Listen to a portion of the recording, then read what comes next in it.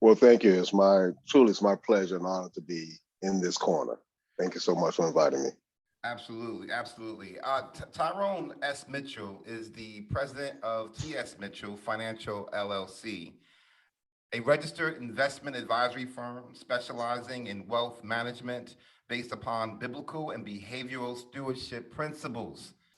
That introduction right there in itself automatically captures my attention. And so, uh, just to know a little bit about Mr. Mitchell began his finance in New York at the age of 19. Over the past 38 years, he has been the host of weekly cable TV, radio, and blog talk financial stewardship programs.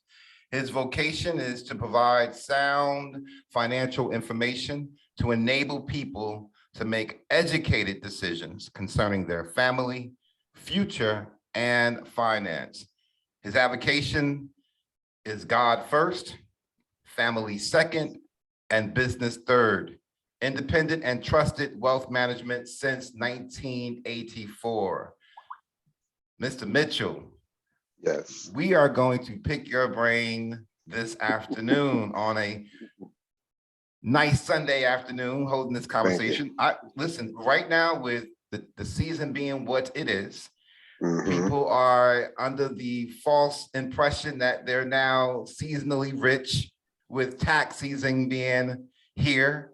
Hmm. Yeah. They already basically earmarked some of their funds to spend it in certain ways. And what better time Yeah. to educate them on how that should look. And so I want to open up a little bit with, first of all, you want to say something to the people?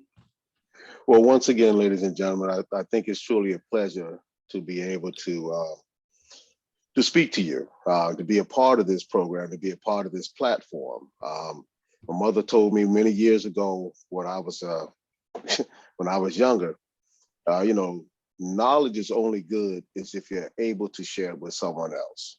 And so the information that I have that I acquired, you know, it's just for me, it's like a relay race.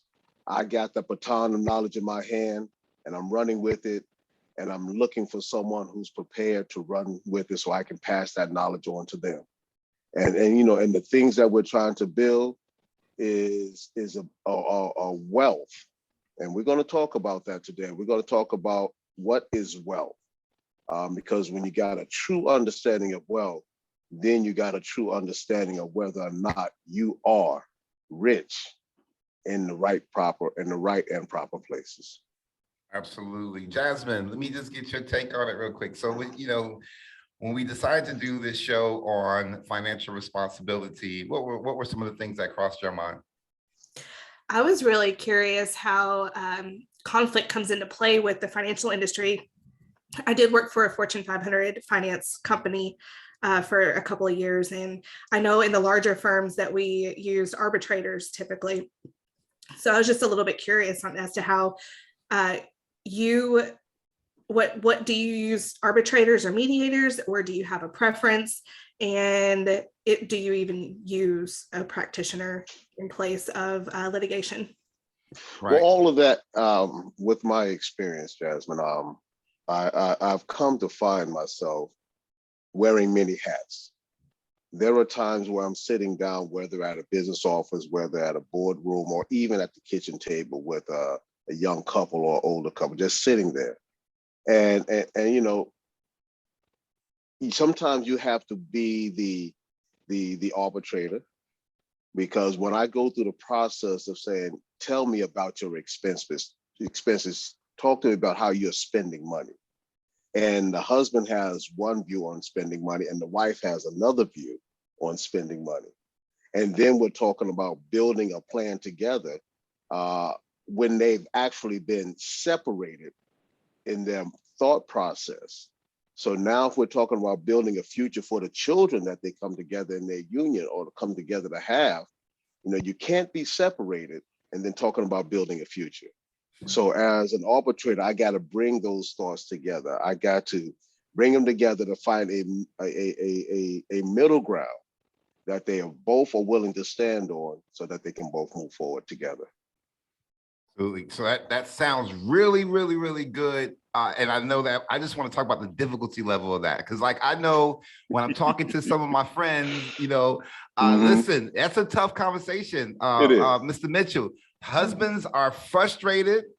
Wives are frustrated with men who don't know how to manage money. A lot of my male friends are just like, listen, she can't stop spending. Like, I don't understand. It's almost like it's an addiction, so to speak. And so, I can only imagine how tough that is. Like, so it's what do you say to people in those situations?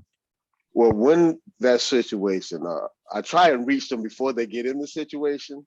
But if by chance, if I get in there, the point is this: you two came together for a reason. Get back to that reason, whatever that reason was. When he looked into your eyes, when you looked into his eyes, when you held hands, whatever you did to come together, there was a bond. So now let's take that bond and not just bury it, but let's expand it. Let's get it to grow. And how do we get it to grow? By both feeding positive energy into it. And many families, outside of infidelity, the three major things that typically break up a marriage: infidelity, communication, and finance. And somehow, many times, all three of them are wrapped up together. So wherever I come in, I'm coming in on the financial part. 90% of my business has always been upon referrals. Someone has worked with me and referred me to someone else. So when I come, they typically know who's coming and also the purpose of me coming. And we discuss those things before I even meet with them. But when there is a conflict in the household, the first thing I tell them, I came here to help. I didn't come here to cause any havoc. So if you need me to come back, I'll come back. But when I say, if you want to work with me, you two got to come together. And I think one of the problems that it has is probably an industry standard that shouldn't be a standard.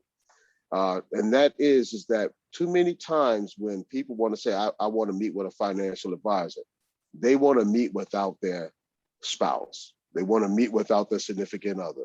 So the husband says, hey, man, just talk to me. Just talk to me. I'll tell her what to do. I'll tell her. Right. Or she'll say, my husband handles everything. I don't need to be there. And I tell them like this: you two come together. I said, and then you as an arbitrator, as a mediator, you got to say, well, listen, if anything would ever happen to you, don't you want your wife to know who to go to? He says, yeah, that's why she needs to be there. If anything was to ever happen to your husband, wouldn't you want to know about my experience with working with widows on how to lead you through the process? And she would say, yeah, that's why you need to be there. So you have to find a way, like I said, you got to find that common ground. What is it that they love? Because when they invite me into their homes, that conflict stuff has to go out the door if we're going to be successful. Absolutely. Absolutely. Thank you for that. So let's talk about what that looks like in practice. So you said, according to the information you provided us, that you use what are known as biblical and behavioral stewardship principles. Tell us what that looks like. Well, I do not mince words, okay? All that I have, all that I say, all that I do is by the grace of God. And my company motto is Deuteronomy 8:18. Remember the Lord your God, for it is he that gives you the ability to make wealth. And if you understand that, when I step in your house, when I step into your home, your office, or when you invite me into your life, your platforms, you understand that I am going to bring a knowledge base that is greater than my own. Now, I don't know everything, but I do know some simple basics. And the basic is that you got to put things in the proper perspective. And when we talk about basing it upon biblical principles, there are some fundamental things that we do in society that is always based upon biblical principles. Even when folks want to talk about the all of these motivational speakers, typically the motivational speakers will give credit to Napoleon Hill. If you can conceive it, believe it, you can achieve it. That they stop at Napoleon Hill. I didn't stop at Napoleon Hill. I found out where Napoleon Hill got his information from, and Napoleon Hill says he got his information from biblical studies. So why stop at Napoleon? Go right back to the original author. Absolutely. Absolutely. I just want to apply some critical thinking to that scripture that you mentioned and how it relates to, financial responsibility. So it says, but remember the Lord your God, for it is he who gives you the ability to produce wealth. And that's the multiplication part of what he does. He wants us to produce the talents that you do have. He wants you to manage those talents properly. And to multiply those talents. So let's, if you would, let's take the focus to the struggling household. Mm-hmm. Is it true that you have to have money to seek help from a financial advisor like yourself? I'm glad you put that last part in there. I'm glad you put that last part in there, like myself. And the reason why that has to be in there is because many people may do what I do, but they don't do it like I do. And so to answer that question, and so do you have to have to be rich? Well, for years, I used to run a commercial or advertisement that was connected to my either cable show or my blog talk show. And that says, if you can save $1.50 a day, I can show you how to buy blue chip stocks. $1.50. Most folks, will spend $1.50 on a bottle of water. Right. So what I'm really saying, if you can put a bottle of water aside a day, you can buy blue chip stocks. Now, that opens up the avenue for a conversation. Well, how do you do that? Now we sit down and we talk. So really, wealth management is not about money. It's not. Wealth management is about the mindset. How do you think on things? How do you believe things? Have you ever noticed that a man could live in a cardboard box in a dirty city and be as happy as a lark, but then a wealthy man with all the money in the world can be in the White House and be miserable? It's a mindset. And with that mindset, that's why when we talk, how can two walk except they agree? There has to be a meeting of the mind. And in finances, you got to have that meeting of the mind. So when someone comes to me and say, well, Mr. Mitchell, I don't have any money. I've seen people with, houses worth for $500,000 talking about, I don't have any money. Then I've seen people who say they don't have anything. The point is this: you do have money. The poorest person in America is still one of the most wealthiest people in the world, according to the economic scale. $10,000 in America, you take that to some countries, you're living like living like kings and queens. So what typically is the issue that I have to address is how are you allocating your money? Where are you putting your money, and why are you putting your money in places that's not benefiting you for the intermediate and even for the long term? So when we get to the point about biblical principles and behavioral finance, it's really working on the mindset. And once we understand where a person is coming from and where they're trying to go, then we put in the proper things to help them reach that goal and to avoid as many conflicts as possible. Absolutely. Jasmine, did you have a question? Yeah, I'll just follow up on that. You had mentioned, taking $10,000 and putting it into, say, a progressive country. My dad's from Vietnam, so taking money over there where there's absolutely nothing, that is significant.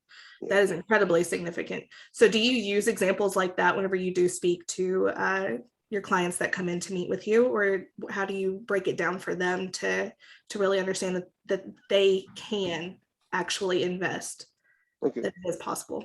Well, Jazz, that's a very good question. The first way I do it is I want to find out where they are. Like so you said your family originated from Vietnam. That is a wealth of information for me. So that gives me an idea. Okay, what is it that occurred back then, or in Vietnam, and how did you progress to where you are, and how are you trying to prepare life for the next generation? Is to find out where they are, find out where they're going, and then my position is to put in the right tools to help them get there. When we look at many of our senior population, we call them what the greatest generation, because they came from that period, that post period after the Great Depression.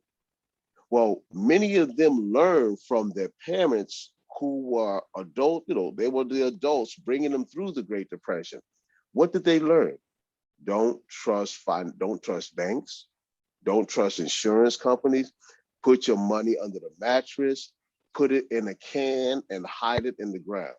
And I say that because I had a client one time, she's been with me almost 30 years now.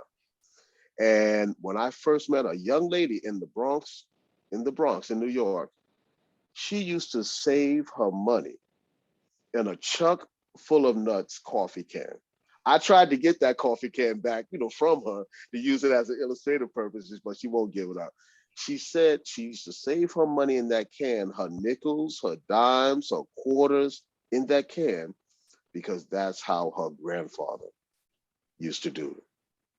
So I started right where she was, and then I showed her what you've done already is commendable. I am glad you got a process of saving. Now my purpose is to come in and help you reach the next level. And then I said, but we're not going to do it aggressive. We're going to take it step by step. And, I use old term adages, how do you eat an elephant? One small bite at a time. All right. How do you pedal a bike? One pedal stroke at a time. Those things like that. Bringing it to the point where people can understand. I don't ever want to be a Philadelphia lawyer that has, big words and as some folks say, a $5 education, but you don't have 2 cents. You don't have $2 worth of cents. All right. So what you want to do is you want to meet the people where they are and then help build them up. And one thing that my business mentor taught me from the very beginning, he said, people don't care how much you know until they know how much you care. Once they know I care about them, once they know I care about their family, their future, and their finances, that opens up the door to do what's right. So it sounds like to me, you enter into these conversations, with a trauma-informed, or at least seeking to understand what their trauma looks like as it relates to financial responsibility, whether it's poor practices, whether it's their, some of the unsecure or insecure decisions that they're making in terms of their finances. So that kind of leads me into my next question, and that is, all right. Here at the Conflict Corner, we educate individuals on how to deal with one of the four, or one or more of the four conflict types. Intrapersonal conflict, that's that conflict within. Mm-hmm. Interpersonal is that's the conflict between two or more individuals, and then of course intra-group conflict, that would be the conflict within the household as a whole, and then of course inter-group conflict, the conflict between two or more groups. And so I want to talk about intrapersonal intrapersonal conflict when it pertains to financial maturity and responsibility. Okay. What are some of the intrapersonal conflicts? What are they battling with inside? Is it insecurity? Is it not feeling good enough? Mm. Or is it just that because of the absence of information? What are some of the internal, individual, intrapersonal conflicts that you're running into? That is eclectic. I mean, it changes like the wind. So what you have to do is for me, what I've done is I try and, no matter which way the wind turns, just have a fundamental approach that everyone can agree on. You know, before computers and all this other stuff, I carried a legal pad and a pen. And the first thing, and I still got the notes, you know, they're all, you know, dog-eared and everything else in their files, but I got the notes. And one thing I said from the very beginning is that, okay, I know you have me here. You want to talk about taxes. You want to talk about insurance. You want to talk about investments. You want to talk about all this stuff. But allow me to get to know you and you to get to know me. And then we spend, I always ask for at least 90 minutes on our very first meeting. And I tell them from the very beginning that first meeting, I'm really not going to talk about business. I'm going to talk about relationships. And the relationships that I'm trying to bring is, you want to hire me as your advisor, and I want to accept you as my client. We got to be able to understand each other and communicate in a way that you can move forward past all the, you know, all the stuff that goes on. So, and in that initial meeting, what I come to find, Jasmine and Walt, is that many times folks don't even know why they act a certain way because of deep hidden things from the upbringing. And you know, and so why do you, every time you get angry, you go run up your charge card? Something's happening there. You know, why every time you get an extra $5 that you're going to spend your last money and then go into debt? And I tell them, folks are typically like this. They spend money they don't have to buy things they don't need to impress folks they don't like. And once you bring that to their attention, sometimes they say, yeah, that's right. So a great deal of time is trying to help folks find out, why are you feeling that way when it comes to your finances? You know, and it takes time. It takes time. And people have to trust. That trust is a key factor, especially when you're dealing with economic disparities between, you know, within ethnicities. All right. Some folks have been hurt so bad from generation to generation to generation that when someone else comes along and say, hey, we can do a better job, they're apprehensive because, oh, this is another fly by night. You know, this is just another smooth talking Yankee. All right.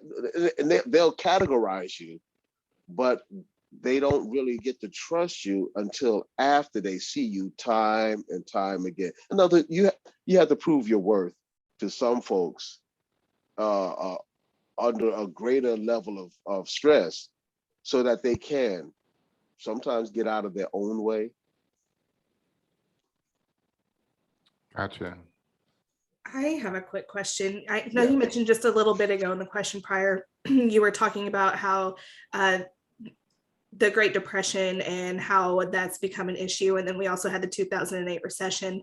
Yes. During a bull and a bear market, do you see different types of conflicts between those markets? Or do you see couples having different types of issues or anything like that in your office financially?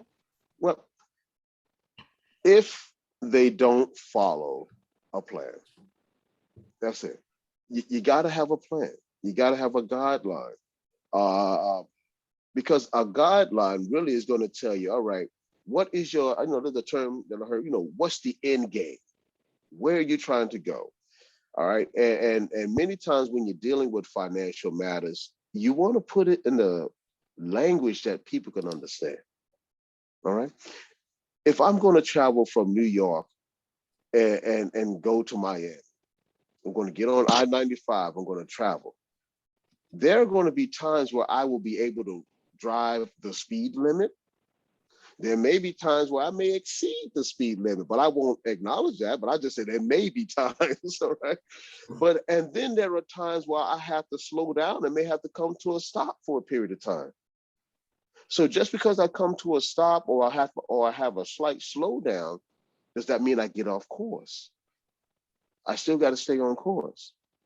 And then eventually I will reach my destination, but I have to stay on course. So when you're dealing with bull markets and bear markets, we go back to what I mentioned a little bit earlier. How are you allocating? You have that dollar, all right? If you're putting all your money, and this goes back to the old school teachings from the Great Depression and even before, don't put all your eggs where? In one basket. Thank you. That's allocation and diversification. Just that simple. Don't put all your eggs in one basket. Why? Because if that one basket goes down, if that bull market goes down, you don't have any money being made in the bear market.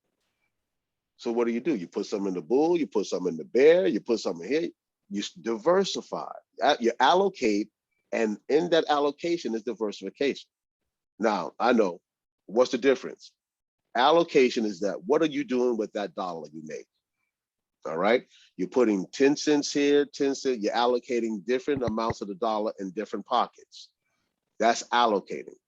Now, when it goes into that pocket, what is it doing? All right.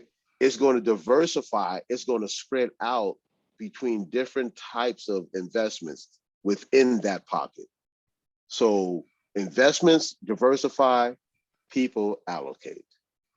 And just break it down to an everyday language. And I come to find that when markets change, as long as people stay the course, they fare well. Is that how you kind of approach your clients? Because I imagine whenever I worked in the financial industry, when there was a bear market, we would get phone calls nonstop, all day, every day. Oh, yeah. We're seeing red on the screen. Why is there red? So how did you kind of handle those types of conflicts? I take it back to the language of the people. All right. Let's say, for instance, we have 3 houses. And this is how I explained it. We have 3 houses. All right. Matter of fact, I'm looking at the screen because I have 3 pictures. All right. Jasmine, your house is 10% above the market. My house is at the market. And Sean, your house is 10% below the market. All right. Now, if all the houses are the same, if everything is equal, all right, and all the houses have a value of $300,000. So, Jasmine, if your house is above the market at 10%, so that $300,000 is worth what? $330,000. All right. Sean, if your house is below the market of $300,000 by 10%, so now that $300,000 house is what? At 270. My house is at par. It's 300, it's 300. So here's the question. When is it a good time to buy a house that's worth 300,000? When it's with Jasmine at 10% above the market, or when it's with Sean at 10% below the market? Below. You buy Sean's house. Mm-hmm. All right. Same house, it's worth 300, but you can get it for 10% less. Right? When it's in the red. All right. When is it a good time to sell a house worth 300,000? When it's up. When it's with Jasmine at 10% above. It's only worth 3, but you're getting 330 for it. And if you buy and sell my house, you just breaking even. So when you teach folks the understanding of how things go up and how things go down, once again, you stay the course. And I can truly say, and the records will show, and all my reportings and things, is that when those markets were crashing, going up and down, my clients didn't miss a beat. I didn't miss a beat. I like to sleep at night. All right. So I want to educate you as much as possible so that we too, in our agreements, do not have any conflicts. And like I said, the way to avoid conflict is education, communication, and being very transparent with what you're trying to accomplish.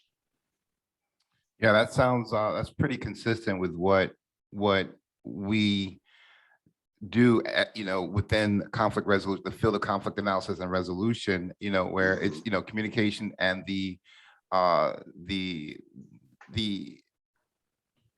carefully chosen strategy in communicating is essential. Like, when going in from a position of curiosity and with a learning lens, as opposed to the position of automatically operating from a contentious position, and not willing to learn. And so, That's right. you mentioned the end game, and when you're in these households, and I'm really, to be honest with you, Mr. Mitchell, I'm really interested in helping those families who are struggling. Yeah. Who are going from week to week, from paycheck to paycheck, barely making it. Their red bottom line number, it's always in the red. In terms of what's coming into the home and what's going out. They're never really prepared for any emergencies, and they're one car repair away from seeking help from the food pantry, the local food pantry. So their end game, you mentioned the term end game, finding out what their end game is. And this addresses the interpersonal conflict. Their end game typically goes no further than, the belief and practice that's consistent with this saying, like, I only want to live comfortably for today. I want to be able to pay my bills and not have to worry about not being able to pay my bills. And when I want to buy something that I need or want, I'm able to do so. They're not thinking 10 years from now. They're not thinking, they're looking at, some of them are teaching their kids to actually save in those cans. But to them, it still looks like what it is. Like, in this world, Mr. Mitchell, where we're constantly reminded via advertisement, commercials, what we don't have. You're not a man unless you have this shiny car with these suds on it and some female in a bikini, being attracted to your cologne. You're not a man if you don't have those things. And that's what we're pumping into, a lot of our, not just the adults, but our young people who are still impressionable. Right. And so I just want you to speak to the end game a little bit more, so that those who are in the situation that I described, they actually can shift their perception of the end game, because their end game goes no further than what I'm getting ready to do with this how I'm going to catch up on this money that I spent over the holidays when I bought things that I probably couldn't afford. Talk to the people. Well, when we talk about the end game, everyone's focusing on different things. Some people may want to focus on, like you said, how do I make up for all the money I just spent? How do I do this? All right, so what is it that you want to do? Where are you trying to go? Or you just want to live a life of just going through the motions?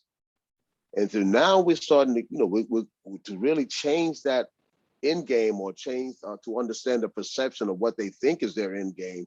You got to go a little bit deeper than to say, hey, here's the latest stock, or here's the latest insurance policy, sign this, see you later to next year. That's where that relationship comes in. And, so when you have situations where households are struggling, all right, find out, well, what's the cause of the struggle? Now we're finding out that somebody may have a problem with substance abuse. Somebody may be resentful that there's a child out of wedlock. All right. Somebody may have a desire to go back to college, but was always told that they would never amount to anything. So these things do play havoc on a person's direction in life. And when I come in, when I sit down, I'm not there to be the social worker and on all those type of things, but I do have to recognize that sometimes it's important to understand the complexities of these things, so that way you have a good book of business. And when you have a good book of business, guess what that does? It helps build the community. It helps from building the home and things. So when we're dealing with people who have always been struggling, well, sometimes you just got to say, hey, we got to break the cycle. We got to break the mold. We have to stop it.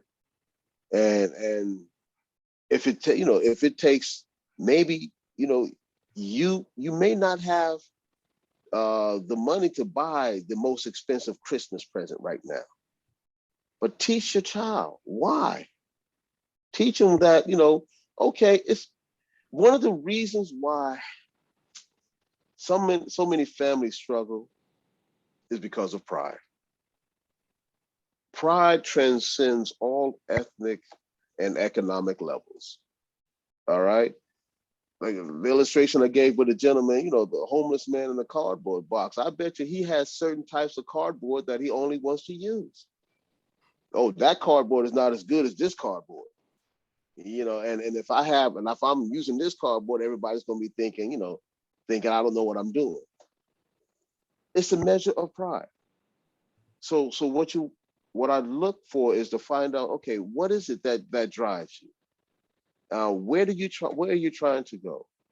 Now what we want to do is, okay, let's find out how we can make simple steps in your finances that'll get you where you want it. So you want to buy the Christmas presents, you want to have the things, you want to enjoy life now. Okay. If you enjoy life now, do you have a future? Are you planning for a future? Yeah, I have a future. Okay. You have children. Are you planning for their future? Now we can talk about the wise man or the wise woman prepares not just for themselves now, but for their children and their children's children. And then I say, have you ever thought about how, many people speak about generational wealth? Well, what are you planning to pass on to your family? What are you planning to pass on to your children, to your loved ones? If you have, if you're single and, you have no significant other, you don't have any children, well, what does your name mean in the community? Are there some things that you're interested? Are you involved with organizations, fraternities, sororities, helping children out who may not have had a good upbringing? What are you doing as an individual that can continue a good name? And when they tell me these things, I say, well, one way to make sure that your name continues in that realm is that you have to have a measure of financial backing. So now we can start talking about certain levels of risk management and asset management, so that way they leave a good name. So everybody wants to be a part of something successful. So I'm going in, I want to find out what is necessary to make you successful. Now, I will say this. If what you're trying to do to be successful does not line up with the biblical and behavioral finances that that I'm bringing to the table, then I'm willing to tell you, well, hey, we're moving in a different direction, but I wish you the best. I would also think that having just a little bit of their understanding of their conflicts that are going on in their life would also help you as a financial advisor to know if they're having a baby or they have a toddler, maybe they want to set up a 529 account. That's Or right. if they're over the age of 65 and they're going to need money to repair their car, they can pull from their IRA. Or Right. if they have a money market account and there's a little bit of extra and something happens, they can pull from their money market account as well. So I'm That's sure that correct. would be very beneficial for you as a financial advisor to know Yeah, at least something about their conflicts that are going on in their lives. that's I right. like the Like, fact that you actually yeah, speak from you go in, although I know you mentioned that I'm not a social worker, but you're aware of the importance of understanding the trauma related context surrounding an individual situation. I just think that that's so crucial. And yeah, oftentimes as people who provide a service, we tend to want to be so objective and how we handle a situation that we miss the mark on some of the subjective juice, if you will, right. what's really the emotion that's driving some of these decisions, the spending because you're sad, and That's right. one problem actually ends up fueling another problem, so because we're not dealing with mental health challenges like we need to deal with them, some of the evidence of that oftentimes is overspending and things of that, buying things that you don't really need, or trying to buy people. Yes, yes. Trying to buy people and trying to buy their love. And so I want to get back to some of these biblical principles, to be honest with you. I love that approach. We're here located in the Bible Belt, right here, right within the two Carolinas, North Carolina, South Yeah. Carolina, Mhm. Georgia. But I want the people across the nation and across the globe to understand the importance of getting back to the basics of what we're charged to do. That I like the parable concerning the talents, where three individuals were given three separate amounts to manage. And I think we need to get back to being good managers of that in which we've been blessed with, and then knowing that some talents is figurative. It does not necessarily mean monetary, but it's any form of talent. And so That's since right. we're talking about money, getting back, if you've been blessed with a certain amount of income, then that's what God blessed you with. And you That's are right. to manage it properly. If you're not managing it properly, first of all, managing his money properly, let's put it in That's proper right. context. If you're not Yeah. managing his money properly, he's not, like any good parent, he's not going to entrust you with more because you've managed what he's given you improperly. And so That's right. so talk about that a little bit, from the I used to get sad, Mr. Mitchell, when I would hear, when I would read that story and say, well, why, according to the scriptures, was the person who was the poorest or with the least, why was he actually, disciplined for hoarding and trying to keep what he was given to himself, and not moving out of his own way? Speak to that a little. And that's the position of most poor people. When we do get a little bit of change, we want to hold on to it. Talk to that, if you will. Well, I want to talk about that, but you mentioned something, and if you don't mind me jumping and then coming back just a little bit, Absolutely. is that I've said this to a group of young men that I was, I think, tutoring one time a few years ago. I said, now, when you was growing up and you're sitting at the table and you had a plate full of food, and on that plate is your food. Every time you asked for more, what were you told? Eat what you got. It's not saying that I don't want to give you more, but you got to take care of what you already have first. You can't have food and say, hey, give me some more food, because your plate ain't big enough. All right. So the plate that you have, handle what you have first, use it. And then I'm more than willing to give you more, but you got to handle what you have first.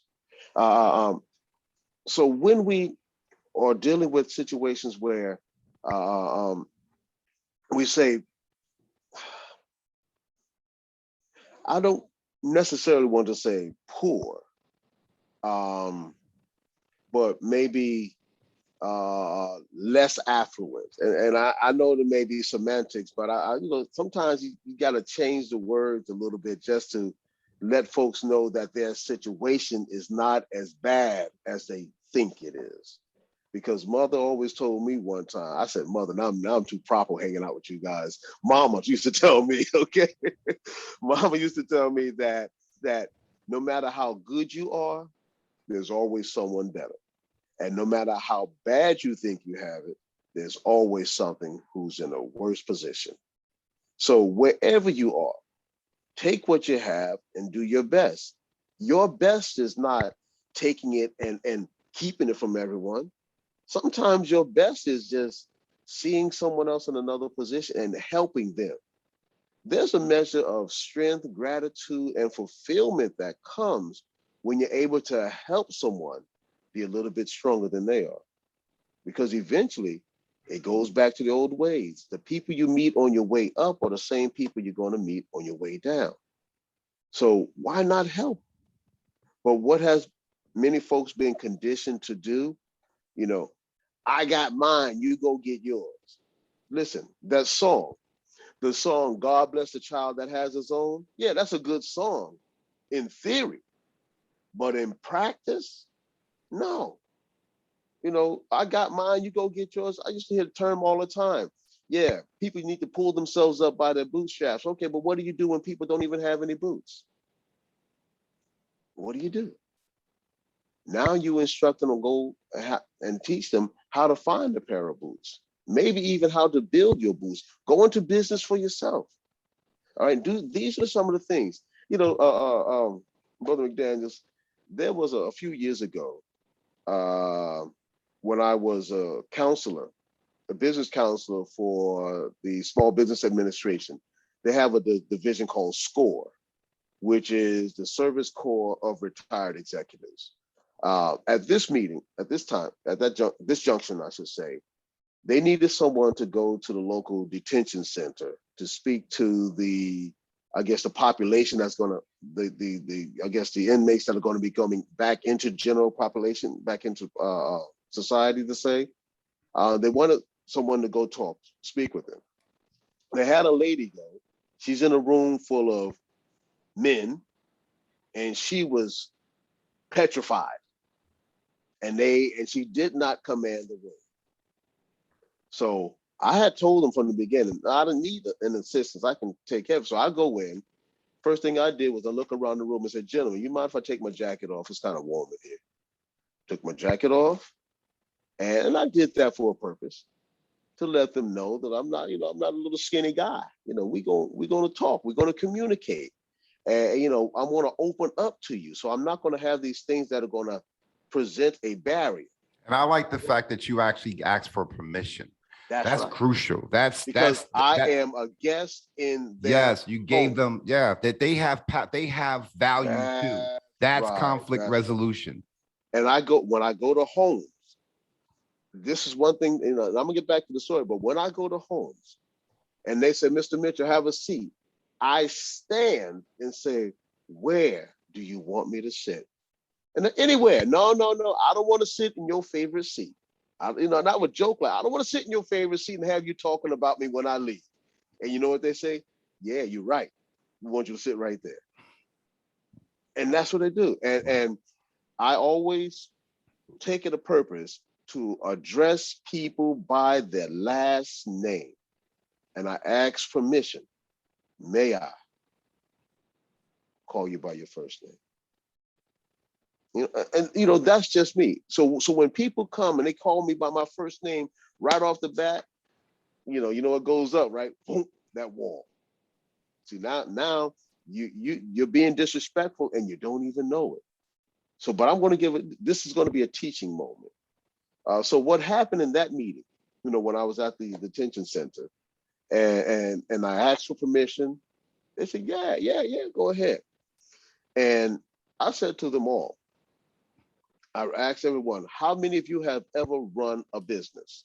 A few people raised their hand. I said, everybody in this room should have raised their hand. I said, what do you mean? I said, when you was a child and you tried to interject into a grown folks conversation, what did your parents tell you? And they all said, this is grown folks business. I said, when you guys were at school and you tried to interrupt the girls from, from their little talk and they're playing double dutch, and they would tell you what, get out of here, mind your what? Your business. I said, even Herman Cain, I said, regardless of your political position, I said, when Herman Cain once wrote a book called what? CEO of Self. In other words, your business is how you run your life. That's the first business everybody has been given. That's why we seen us on taking care of business. I'm taking care of what I got to do. So when I mentioned that to them, now it perked their interest. And I said to them, I said, one of my favorite movies. I said, anybody ever think about what my favorite movie is? They thought about it, would name it all types of stuff. I said, no, New Jack City. They looked at me, I said, yeah, Nino Brown had it going on. He had a product, he had a distribution center, and he had the customers. But then I pointed to them and I said, like many, not point out, I use my finger like this, okay? Don't point to people. I said, like many of you, you have the talent to run major corporations, but you made the wrong decision. And at that point, young, old, black, white, all set up. And they were asking me, when was I coming back to teach them again? Absolutely. So let's talk about what happened in that particular moment from a conflict resolution, conflict analysis and resolution standpoint. What you did when you empowered them with knowing what it feels like to be a business owner, to have always been a businessman or businesswoman. In that moment, there's something called sameness happening. Like they believe that now I'm no longer, it's about horizontal learning now, not necessarily, I'm being pushed into my surviving mode, the survival mode of my brain. I'm not good enough to even be in the room to listen to this guy. I'm not good enough to, I can't offer anything to him because I'm not a business minded individual. But when you told them that they were, and now they can see the correlation to how they run their life, and it kind of taps into the biblical principles, because we know that scripturally speaking, you are commanded to run your life a certain way. And so now I see the connection. We have just a few more minutes left, and I want to basically, as you know, professor at Benedict College. I'm also a speaker within the field of conflict resolution, myself and Jasmine here as PhD candidates in the field. I want to talk to, so let's say to those young people who grew up in those struggling households, and now they reached the age of maturity. They are considered an adult. They are now on someone's campus, right? Trying to figure out how to manage that in which God has given them.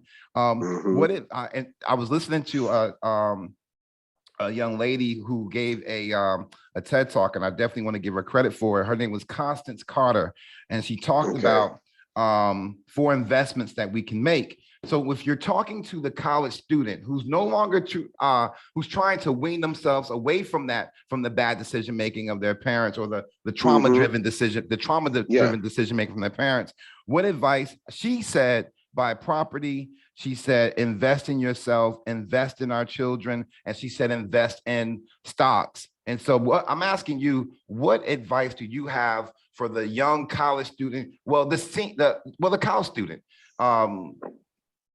on how to now start managing their talents financially? Well, I'm going to go back. Like I said, I'm not stopping at any human. Okay. God first, family second, business third. If you put things in that order, things will come together. and many times when I speak, I do things in like a trifactor or a threefold. I believe in the scripture where it says a threefold cord is not easily broken, meaning that it says one can be overcome, two may withstand, but a threefold cord is not easily broken. And when you look at a rope, it has three cords, and those three cords, they have a measure of synergy together. They come together, they get stronger. You can't break them easily. So when it comes to young people, when it comes to anyone, the first thing that I say that you need to do is get yourself right with your creator. Get yourself right with God. Get yourself to the point where, you know, your focus is in the right direction. And once the focus is in the right direction, you try and line up everything, whether it's the material things that you're trying, you know, you believe you want, or it's relationships with other people. Because if you're moving in a certain direction and you have a purpose-driven life, you're only going to want to put things in that life that helps you get there. You know, you two are studying for your PhDs, all right? If you're studying for your PhDs, then why are you, and you're working on a certain dissertation, you know, then why are you working on something that's totally opposite and obscure to what you're trying to accomplish? It's a waste of time and energy and money. And I tell folks, I don't have time, and I don't have energy, and I don't have money to waste. So we need to be moving in the right direction. If you're a young man, a young woman, find out where you're trying to go in life. Make sound decisions and surround yourself with people who have your best interests at heart and not a hidden agenda. That's the first thing. And then after that, things line up. So there can be all different types of investments. You know, I've always believed that if you have 100 financial people or 100 economists in the room, you're going to have 105 different opinions. But the fundamental thing is this: you got to get right. You got to get right, and then you slowly build upon. Don't be in a hurry to fail. All right, but then again, don't be afraid of failure, but just keep moving toward that goal. I'm not even sure if there's an answer to this, but I'm going to ask it, you know, and correct me if I'm wrong, and even thinking that it's trying to simplify it. But if an individual, no matter who they are, Right. And using your principles, let's just say they now find, they discover that they have $500, Mm-hmm. that they don't have anything earmarked, scheduled for it to go to. Right. What are you suggesting that they do with $500?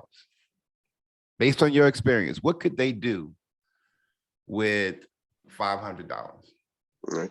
First thing we're going to find out, all right, you don't have an earmark for anything. That's what we said, right? Not earmarked for anything. It's not earmarked for anything. Okay. What are the things that do come up in your course and time? All right. So basically, what you want to do with that first $500 is be able to build an emergency fund. That's it. Because no matter where you go in life, something is going to come up. It may not be earmarked today, but one day something's going to come up and you're going to be glad you had it. So basically, what you want to do with your first set is begin to build your emergency fund. Brother McDaniels, you know I have 3 sons. And I told them from the very beginning, this is how much money I want you to save. All right? You stay at home, you work, you save.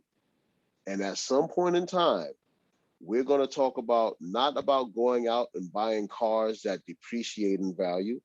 We're going to talk about, we have been talking about buying property. All right? There's enough property in today's time, and especially where we are in Columbia, South Carolina, is that there are a lot of buildings that are looking to be sold, but nobody's buying them. What used to be prime real estate is now vacant mall strips. Somewhere down the road, what things work in a circular fashion. So what may be destitute now may be a big business boom, economic boom, 5, 10 years from later or later. So what you want to do, we talked about it. The property is depreciated. Take that money, instead of buying the sneakers, buy the stock. Instead of buying the car, buy the property. But these are the things we teach, all right? And so that first $500, hey, if it's not earmarked, set it aside. Don't even think about it. Just leave it alone, and then keep adding to it as every day as you can. So let's say if the emergency money is already set up, I think that's a great first step. It's Okay. because that's the unexpected car repair. Right. And I should have been more clearer, but we're ad-libbing here. So Okay. they already have $500 for emergency money. Mhm. This is really free and clear money that they can actually do something with to multiply. Okay. What, $500? I'm an amateur at this. What can I do? Well, my friend, I'm going to ask you, what is it that you want to do? All right. They want to build it. Build it how? They would like to build it so that they can see a good return on their investment. When do you want that return? Let's say talk to me what that looks like in terms of is that, should I say a year? Should I say, most people want to see it tomorrow. That's the problem. Okay. Right. Well, so let's talk about listen. that. So what? Okay. I'm Okay. looking to see it build in 2 years. Okay. Well, I'm going to say this. Investments, or wherever you put money, life in general, typically falls in 3 stages. Okay. Short term, intermediate, and long term. All right. If we have a meeting of the mind on what short term, intermediate, and long term represents to you, then that better helps me to prepare the right type of recommendation. Now, if you come to me and say, yeah, I want a long term investment, but I need my money in 2 years, that's not long term. That's not a long term investment. Long term investment is like I said, it's not 2 weeks from tomorrow. Okay. That's short term. All right. So if you're saying I want my return and I want X number of dollars by tomorrow, I said, listen, if you can find that, help me find it too, because I got a lot of clients who can need that. We make a lot of money doing that. Right. That's that pie in the sky mentality. Absolutely. All right. I don't work with pie in the sky. I always believe a slow nickel is better than a fast dollar. And so I'm looking for several things. I'm looking for what is called your time horizon. Forget the money. All right. Forget whether it's $500 or 50 cents or $5 million. Same thing. Your time horizon. How long? That's why I asked you that question. When do you want that return? Okay. What is your risk tolerance? Life is not always going to be smooth. Right. You're going to have some rough edges. All right. How are you going to handle when the seas get rough? I mean, there's an African proverb that talks about you don't become a master sailor on smooth seas. You got to get out. How are you going to handle the rough seas of life? Right. So right now you got that extra $500. You got that emergency money. Okay, that you basically you're on a smooth sea.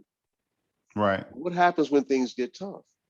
So I'm looking for your time horizon, your risk tolerance, okay, and your understanding about what you are doing. And then when you give me those answers, I can better equip you to what type of investment or where you should be putting your money. Absolutely. Thank you. Jasmine, you want to close us out with anything before we give the floor to Mr. Mitchell to close us out? I have one last question, Yes. just to clarify for our listeners. What would you say is an emergency time period? Would you say to save for 3 months or 6 months? How much do you think, or how long should you have money set aside for? Typically, industry standard when they say an emergency time frame, emergency funds, it's geared around basically employer benefits or government benefits such as Social Security. All right, meaning that typically, if you should become disabled, you can't work, right, for whatever physical reason, it typically takes 6 months or 24 weeks before you can apply, okay, for Social Security.